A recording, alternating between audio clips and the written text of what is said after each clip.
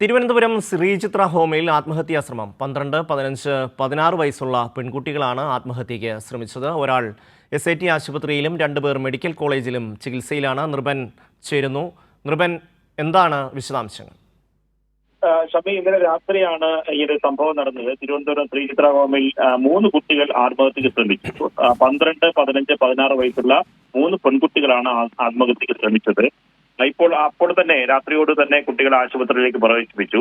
SAT ഒരാൾ കൂടെ SAT ആശുപത്രിയിലും മറ്റ് 2 കുട്ടികൾ തിരുവനന്തപുരം മെഡിക്കൽ കോളേജ് ആശുപത്രിയിലാണ് ചികിത്സയിൽ തുടരുന്നത്. ഇപ്പോൾ SAT ആശുപത്രിയിൽ ചികിത്സയിൽ കഴിയുന്ന കുട്ടിക്കും ഒപ്പം തന്നെ മെഡിക്കൽ കോളേജിൽ ചികിത്സയിൽ കഴിയുന്ന കുട്ടികൾക്ക് ആരോഗ്യനിലയിൽ മറ്റ് ആശങ്കപ്പെടേണ്ട സംഭവങ്ങളൊന്നുമില്ല എന്ന് തന്നെയാണ് ആശുപത്രി അധികൃതർ പറയുന്നത്. ഇപ്പോൾ ശ്രീചിത്ര ഹോമിന്റെ സൂപ്രണ്ട് വ്യക്തമാക്കുന്നത് അമിത അളവിൽ കുട്ടികൾ ഗുളിക വിഴുങ്ങുകയായിരുന്നു, അങ്ങനെയാണ് ആത്മഹത്യക്ക് ശ്രമിച്ചു എന്നതാണ്.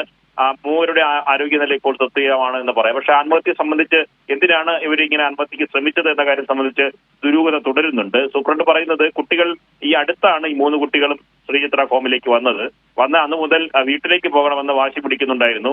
അതുമായി ബന്ധപ്പെട്ട മാനസിക സമ്മർദ്ദം കുട്ടികൾ അനുഭവിച്ചിട്ടുണ്ടോ എന്ന കാര്യം സംശയമുണ്ട്. ഇതിനെ തുടർന്നാണ് കുട്ടികൾ ഗുളിക കഴിച്ചത് എന്ന കാര്യം പരിശോധിക്കുന്നുണ്ട്. എന്തായാലും പോലീസ് കേസെടുത്ത് അന്വേഷണം ആരംഭിച്ചിട്ടുണ്ട്. കുട്ടികളിൽ നിന്ന് മൊഴി രേഖപ്പെടുത്തിയിട്ടുണ്ട് എന്നാണ് നമുക്ക് ലഭിക്കുന്ന വിവരം. മൊഴിയുടെ കൂടുതൽ വിശദാംശങ്ങൾ ഈ ഘട്ടത്തിൽ ലഭ്യമായിട്ടില്ല.